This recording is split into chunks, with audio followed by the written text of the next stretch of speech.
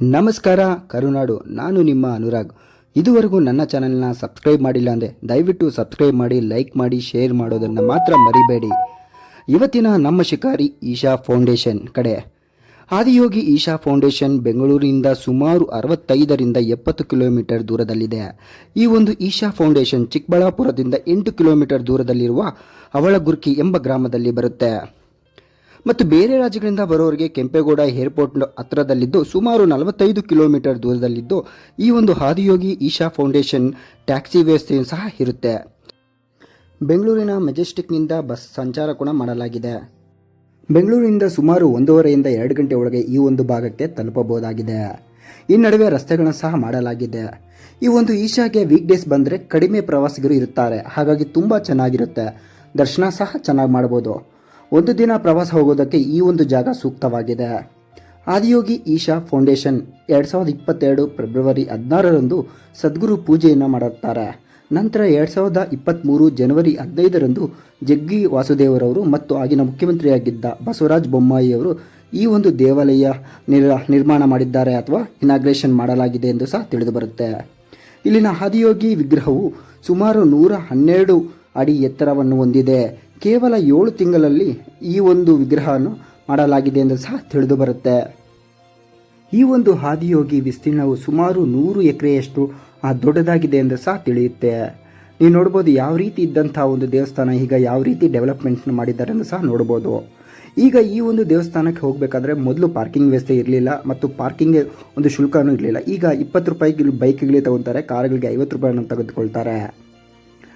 ಒಟ್ಟಾರೆಯಾಗಿ ಈ ಒಂದು ದೇವಸ್ಥಾನ ಪ್ರತಿನಿತ್ಯ ಡೆವಲಪ್ ಆಗ್ತಾನೆ ಬರ್ತದೆ. ಈ ಒಂದು ಭಾಗದಲ್ಲಿ ಪಾದರಕ್ಷೆಗಳನ್ನು ಬಿಡುವಂಥ ಸ್ಥಳವನ್ನು ಸಹ ಮಾಡಿದ್ದಾರೆ.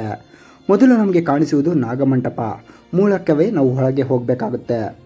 ಒಳಗೆ ಬರುವ ಮೊದಲೇ ಆ ಪಕ್ಕದಲ್ಲಿ ಹಾಗಾಗಿ ಹೇಳಿದಂಥ ಪಕ್ಕದಲ್ಲೇ ಒಂದು ಪಾದರಕ್ಷಣೆ ಬಿಡುವಂಥ ಜಾಗವನ್ನು ಸಹ ಮಾಡಿದ್ದಾರೆ. ನಂತರ ನಾಗಮಂಟಪವನ್ನು ಯಾವುದೇ ಕಾರಣಕ್ಕೂ ಅವರು ಫೋಟೋ ಮತ್ತು ವಿಡಿಯೋ ಮಾಡೋದಕ್ಕೆ ಅನುಮತಿಯನ್ನು ಸಹ ಕೊಡೋದಿಲ್ಲ. ಹಾಗಾಗಿ ದೂರದಿಂದಲೇ ನಾನು ತೋರಿಸ್ತೀನಿ ನೋಡಿ. ಅಂದರೆ ಒಟ್ಟಾರೆಯಾಗಿ ಈ ಒಂದು ಭಾಗದಲ್ಲಿ ಸಹ ಒಂದು ಸುಂದರವಾದ ಒಂದು ರೀತಿಯಲ್ಲಿ ನಿರ್ಮಾಣ ಮಾಡಿದ್ದಾರೆ. ಈ ಒಂದು ಆದಿಯೋಗಿ ಸ್ಟ್ಯಾಚ್ಯೂನ ಫೋಟೋ ಅಥವಾ ವಿಡಿಯೋವನ್ನು ಸಹ ಮಾಡಬಹುದು.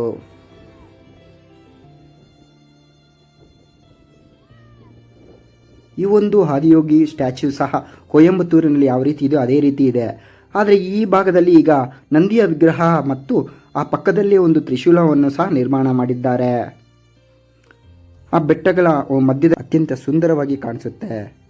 ಈ ಒಂದು ಆದಿಯೋಗಿ ಸ್ಟ್ಯಾಚ್ಯೂ ಕೆಳಗಡೆ ನಾಗಮಂಟಪವನ್ನು ಸಹ ಮಾಡಿದ್ದಾರೆ.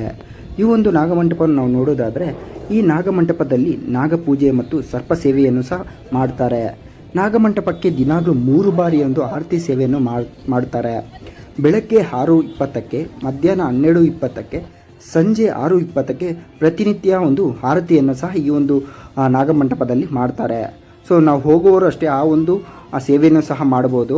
ನಂತರ ಆ ಒಂದು ನಾಗಮಂಟಪಕ್ಕೆ ದರ್ಶನ ಮಾಡಿಕೊಂಡು ನಂತರ ಅಲ್ಲಿ ಒಂದು ಪ್ರದಕ್ಷಿಣೆ ಸಹ ಹಾಕ್ಬೋದು.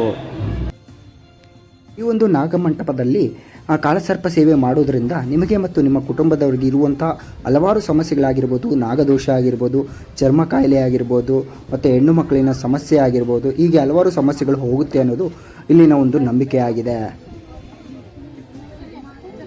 ಈ ಒಂದು ಆದಿಯೋಗಿಗೆ ಬರಬೇಕಾದ ಒಳ್ಳೆಯ ಸಮಯ ಅಂದರೆ ಸುಮಾರು ಸಂಜೆ 4 ಗಂಟೆಯಿಂದ 5 ಗಂಟೆಗೆ ಬಂದರೆ ಪ್ರತಿನಿತ್ಯ ಅಂದರೆ 7 ಗಂಟೆಗೆ 14 ನಿಮಿಷಗಳ ಕಾಲ ಲೇಸರ್ ಶೋ ಇರುತ್ತೆ.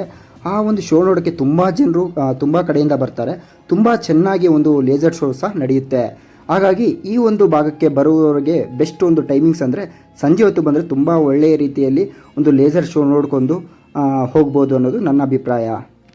ಈ ಒಂದು ಆದಿಯೋಗಿ ಒಳಗಡೆ ಹೋಗೋದಕ್ಕೆ ಯಾವುದೇ ಪ್ರವೇಶ ಶುಲ್ಕ ಇರೋದಿಲ್ಲ.